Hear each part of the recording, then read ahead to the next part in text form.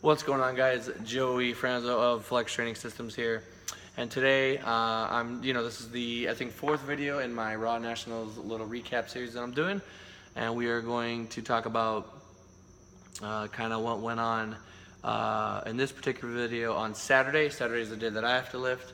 I only have one lifter to take care of, two lifters actually to take care of today. Jenny 2, who did a quick 7-week prep with me. She's a very strong 57 kg female lifter. And then I had Joe Hardy, who, interesting situation about Joe Hardy, which I will get to. But first I want to tell you guys what happened with Jenny. All right, so with Jenny, this is what happened. Tina handled her. I kind of kept one eye, on her to kind of see what was going on. I think they did very well. She was coming back from a back injury, and she had already paid for her flight and ticket and everything, and said, you know what, I just want to come in, I want to hit some decent numbers, and I want to, have fun during prime time. And that's exactly what she did. We went from, squatting 225 for like a set of 3, slow. She ended up hitting like 365 or just below that, 352 or something like that. She did great for coming off an injury. I inherited her injured. Like when I got her, she was already injured. So the fact that we were able to work around everything, still make weight, still compete, that's all we wanted to do here. And she did that, and I'm proud of her for battling through that. I wish I would have had more time with her, and I'm sure we could have, capitalized and gone for some pretty nice PRs. But she did well. I think she finished like 350 something. 180 something and like 330, 325, something like that. Shout out to my girlfriend Tina for handling Jenny. I had to lift in the same session, so obviously like the session before, so I'd be warming up while she's on the platform. So next lifter, let's talk about Joe Hardy. Joe is he's a 105 guy who I've had my eye on for about a year now, and I tried to work with him last year, but and I don't really approach lifters ever. He just seemed personable. He seemed very, very strong, but he just seemed like he needed guidance. And I told him, actually I went to his sponsor, American Barbell Club, and I said, hey, I had originally deemed Joe uncoachable. You guys have some kind of professional relationship. To me, this shows that maybe he is coachable. I want to help him. I want to work with him. I know he can go 9 for 9. I don't want him to bomb out this year. He bombed out last year, for those that don't know. Incredibly strong dude. He's totaled 1,900 at 215 body weight. That's a freak. That's absolutely insane. There's nobody in the 105s right now that is even capable of doing that. At that body weight, it's absolutely insane. And I want to bring out the best in him. And it just, it's like I'm a football coach and I see these young kids. He's not that young, but he's like young as a lifter, and he can be. I believe he can be the best 105 in the world one day, and he just needs proper guidance and good programming and all that good stuff. So I talked to his sponsor. His sponsor said, "I'll talk to him." I ran into him in the hall. Randomly ran into him in the hall. I was walking with John from the hotel to the venue. And, I said, hey, let's talk. He's like, I'm here. John talked to me. The guy so John Hack was with me, but John is also the name of the guy that sponsors him. And he's like, my sponsor talked to me, and, let's try to work something out for today. And at first I was like, I'm lifting today. I want to make sure I do good. It's going to be difficult. And I thought, all I need to do is see his attempts and call him and make sure he warms up with me and that he's good to go. I introduced him to my friend Jackson Spencer, who ended up taking care of me on me day, just make sure I was on point and keeping track of time, and helping take some of the load off. And Jackson, if you're watching this, I appreciate you very, very much. You helped the day go by much smoother than I think it would have had I just been alone. I wasn't alone. I had a couple clients back there helping me out, but I appreciate you all the way from Canada coming out just to kick it and make sure his boys were good, and I really appreciate that. So thank you, Jackson. I'll get you a nice Flex sweater in the mail coming soon. Anyway, and yeah, for anyone that helped me back there, I got you guys' names. I'm going to send you guys some gear. I really appreciate it. We got them new crispy competition tees coming out. This right here, small logo on the arms. Now I'm saying it's going to be fucking crispy. Anyway. Anyway, is it too dark? I'm sorry, is it too dark? Is it bright now? I hope it's bright. Anyway, so Joe, he warmed up with us. He hit all his squats, ended with 661 pretty easy. I think he had another 7.5 kilos. On bench, he ended with 496, but on his third attempt, his head came up.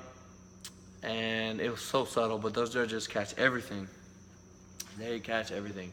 And it's crazy how strong he is. He benches flat back with 0 arch. He just muscles that weight off his chest. You know, and he said he took 2 weeks completely off before the meet. If you guys know anything that's like not optimal, that's very, very interesting. I've never seen that in a lifter before. To take 2 weeks completely off, there's got to be some detraining in there. Studies show after 9 days, you can start to atrophy and lose your gains, lose all your gains. Anyway, yeah, going into deads, I think he finished with 722. All right, so get this. He had a 513 Wilks, like a 1850 something total, 1860 something total. Weighed in like 7 kilos underweight, and took 2 weeks off before the meet. Does any of that sound absurd? Like, this guy is an absolute freak.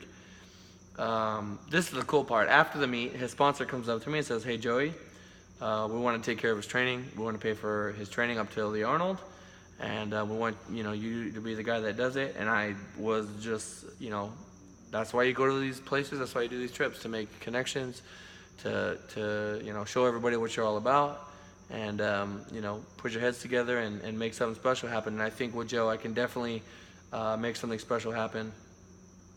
He has a bright future ahead of him as a powerlifter, and I think with the right guidance, considering he was only a couple Wilks points away from the 2 guys that won, or that took first and second, he's gonna kill it, especially when he bulks up a little bit. On to me. Now, if you guys want to click off the video now, you absolutely can, because I will be doing a full meet recap. With actual video of my lifts, like I always do after every meet. I don't know exactly when I'll get to it, but I'm gonna do my best to do it in the next couple days. So what happened with me? I hit a 622 squat. I'm gonna keep it brief here. We'll go into detail in the next video. I hit a 622 squat, which is the minimum of what I wanted. I definitely had another 5 kilos, but I was playing it safe. If you guys know me, I cut 7 kilos every meet. This is the easiest cut I've ever done because I pulled my sodium a little bit earlier. I pulled my sodium about 2 days, about 48 hours, maybe 40 hours out, instead of doing it last minute like I normally do. And that's kind of last minute. Anyway, it was actually my lightest weigh-in also, which was interesting. I'm not editing that out. I've been waiting to do that yawn for a minute. Anyway, what do we got going on here? Bench finished with 458, which I believe, I don't think I've ever benched that in competition, but I benched 2.5 above that and 2.5 below that, my last 2 meets.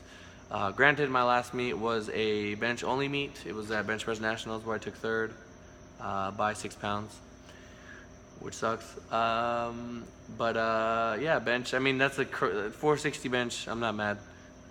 Super long pauses. Again, definitely a factor today. None of the guys, a lot of guys missed their thirds. Bryce missed his, Garrett missed his, Joe's head came up. So I'm not really too mad about it. It was a tough day for that. And on deadlifts, and what happened on deadlifts actually inspired me for another video. I went in and hit my opener at 573. It actually felt really hard. Not really too sure why. Jumped to 611. The original plan was 622. And I got reds, and they said that I guess I was supporting the bar on my knees, or I ramped or something like that. So I started freaking out, and I didn't really know what to do. I said, should I pull it? I know that if I go out there and pull it again, the same thing's gonna happen, and I'm just gonna miss it. And I qualified for the Arnold at this point, but this is gonna give me a PR total in the USAPL. And I really wanted to hit that pull, so I just said, I'm gonna go back to what I used to do when I pulled 650 on a crispy deadlift bar. I'm gonna flatten my back out. I'm gonna pull my lats back. I'm gonna bring the bar as close to me as I can, and I'm gonna try to maintain a flat back throughout the pull. Normally I initiate the pull with a rounded back. And it was probably the best my deadlifts have looked in my entire life. It was the best pull I've ever done.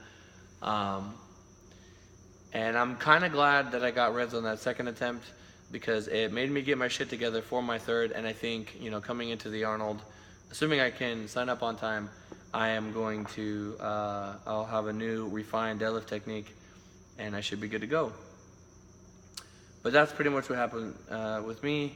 I finished with a 1693 total. I'm not mad about it at all. I coached every single day. I cut a bunch of weight, you know, battling adversity and flight, and just, I think that day made me realize you can really do well if your mentality's right. I wasn't stressed out at all through the cut, or, you know, how I was gonna do. I knew that my training was on point. I made sure I had enough carbs the day before the meet.